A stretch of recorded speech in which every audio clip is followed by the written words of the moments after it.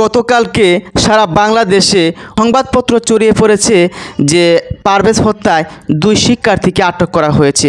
সকাল হতে না হতেই সেই মোড় আবার ঘুরে গেছে। ওদের পেছনে আসলে কারা? অপর পরিবার পারভেজ হত্যার মামলা করেছে, সেই পরিবারও নিরাপত্তাহীনতায় ভুগছে। আসিয়ার মৃত্যুর ঘটনা শেষ হতে না হতেই পারভেজের প্রাণ দিতে হলো। এর পূর্বে মুনতাহা, এর পূর্বে আয়াত, এভাবে অনেকেই প্রাণ হারিয়েছে। কিন্তু আদৌ কি বাংলাদেশে তার সুষ্ঠু বিচার হয়েছে? আদালত প্রাঙ্গণে ঘুরতে ঘুরতে আজ বড়ই ক্লান্ত। আপনার ভাই, আপনার বোন, আপনার স্ত্রী হারানোর পর আপনি মামলা করতে গেলেও আপনাকে হয়রানি করবে, আপনাকে হুমকি দিবে, আপনাকে ভয়ভীতি দেখাবে। আপনি কোথায় গিয়ে বিচার দিবেন? সুতরাং আমরা দেখেছিলাম তনু সিলেট ঘুরতে গিয়েছিল, অর্থাৎ যেখানে সেখানে ইচ্ছা করলেই ঘুরতে যাওয়া যাবে না। আবরার ফাহাদ ফেসবুকে পোস্ট করেছিল, অর্থাৎ যা ইচ্ছা তাই ফেসবুকে পোস্ট করা যাবে না। তাহলে আবরার ফাহাদের মতো আপনার জীবন দিতে হবে।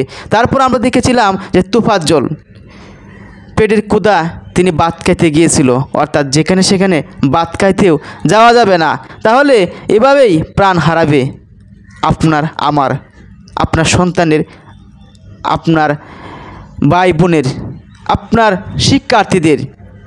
তারপরে এই যে পারভেজ একটু হেসেছিল, তিনি বলেছিল আমি বন্ধুদের সঙ্গে হাসছিলাম, মেয়েগুলো দেখে তাকে হাসিনি।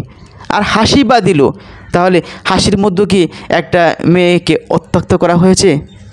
মেয়েটার কোনো ক্ষতি হয়েছিল না। তারপরও এটা কথা আছে না যে তোমাকে আমার ভালো লাগে না বা তোমার প্রতি আমার কোপ। আপনি যত চেষ্টাই করেন না কেন, একটি মানুষ যদি আপনাকে ভালো না বাসে, আপনার প্রতি যদি অন্যরকম চিন্তা ভাবনা থাকে, তাহলে আপনাকে যে কোনোভাবে ফাঁসাবে।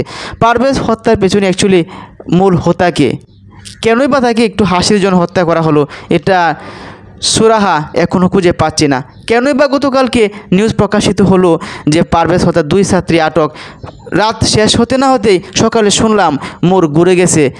ডিএমপি পুলিশ কমিশনার সেখান থেকে পোস্ট করা হয়েছে যে না, এটা গুঞ্জন। অপরদিকে আমরা নিউজ দেখলাম যে নিরাপত্তাহীনতায় ভুগছে পারভেজের পরিবার।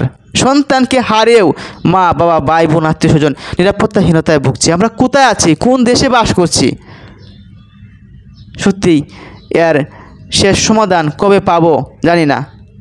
আমাদের পরবর্তী প্রজন্ম আর কি দেখবে? একটা কথা আছে না, এমন একটা জামানা আসবে কী কারণে তাকে হত্যা করা হয়েছে সেই কারণ ও কেউ জানবে না। সম্ভবত সেই কিয়ামত বেশি দূরে নয়। আপনি মন্তব্য করে জানাবেন যে কেনই বা গতকালকে নিউজ করা হলো, আর কেনই বা এখনও 2 ছাত্রী গ্রেপ্তার করতে পারলো না? এর পেছনে কারণ কি?